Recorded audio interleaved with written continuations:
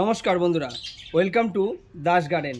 বন্ধুরা, আমি kitchen West বানাবো, কিচেন ওয়েস্ট থেকে লিকুইড সার বানাবো, লিকুইড জৈব সার বানাবো। তারপরে আপনাদের যে জৈব সার, কিচেন ওয়েস্ট দিয়ে জৈব সার বানাবো, সেটা আপনাদেরকে অনেকবার বলেছি, কিন্তু কিভাবে পদ্ধতিটা কিন্তু আপনাদেরকে কিন্তু আমি আগে বলিনি।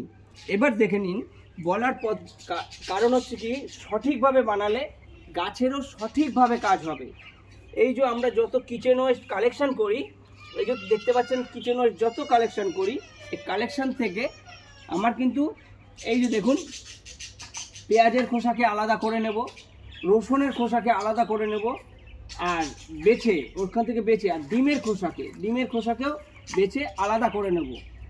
আর এই যে দেখুন কলার খোসা, এই কলার খোসাকেও কিন্তু আমি এ থেকে বেছে আলাদা করে নেব। তাহলে কেননা এক একটা জিনিসের কিন্তু এক এক রকমের কাজ। এবার সব মিলে যখন একসঙ্গে পচবে তখন ওটা এক রকমের সার তৈরি হবে। কিন্তু পেঁয়াজের খোসা দিয়েও আলাদা খুবই পাওয়ারফুল লিকুইড তৈরি করা যায়, রসুনের খোসা দিয়েও পাওয়ারফুল লিকুইড তৈরি করা যায়। কিভাবে করা যাবে সেটা আমি পরের ভিডিওতে বলবো। এক ভিডিওতে এত কিছু বললে অনেক বড় ভিডিও হয়ে যাবে।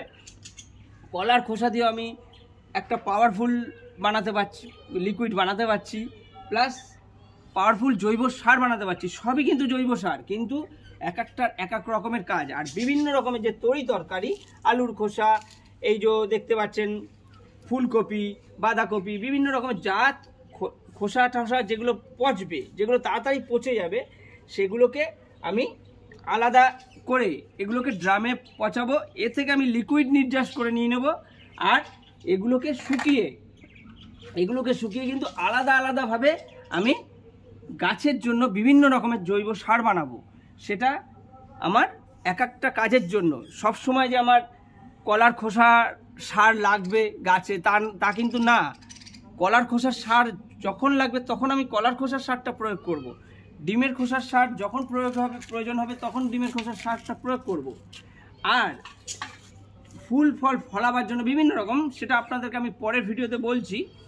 এই ভিডিওটা দেখে নিন। এগুলো কিন্তু সবই কিন্তু আপনারা আলাদা করে তারপরে এগুলোকে পচাবো। যে ড্রামে আমি পচাচ্ছি, এই যে দেখুন, এই যে দেখুন, এই যে ড্রামে পচাচ্ছি, আমার ওদিকে আরও ড্রাম আছে, সেটা দেখাচ্ছি।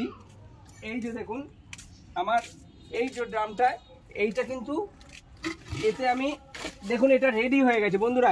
এটা কিন্তু আমার পুরো রেডি, এইটা দেখুন পুরো কিন্তু রেডি।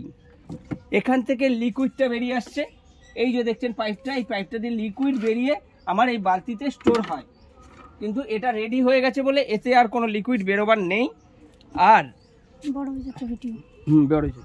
এবার আসুন, আমি কিন্তু এই যে যত পেঁয়াজের খোসা, রসুনের খোসা, এই যে দেখতে পাচ্ছেন পেঁয়াজের খোসা, রসুনের খোসা, ডিমের খোসা সব বেছে কিন্তু আবার এগুলোকে পচতে দেবো না।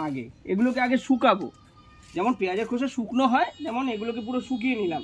শুকিয়ে নিয়ে এগুলোকে ডিমের খোসাকে পাউডার বানাবো, রসুনের খোসা আর পেঁয়াজের খোসাকে ভিজিয়ে দিয়ে একটা লিকুইড বার করব। তার অনেক পদ্ধতি আছে, সেগুলো আপনাদেরকে আমি পরের ভিডিওতে বলবো। আমাকে ফলো করবেন। ফলো করলে গাছের সম্পর্কে সব অনেক কিছু জানতে পারবেন, যেটা আমরা ন্যাচারাল পদ্ধতিতে করে থাকি। জৈব পদ্ধতিতে যত রকমের ট্রিটমেন্ট আছে, গাছের পোকামাকড় থেকে শুরু করে বিভিন্ন রকমের যত রকমের ট্রিটমেন্ট আছে, সব কিছু আপনাদের আমি ভিডিও স্বরূপ তুলে ধরতে পারবো।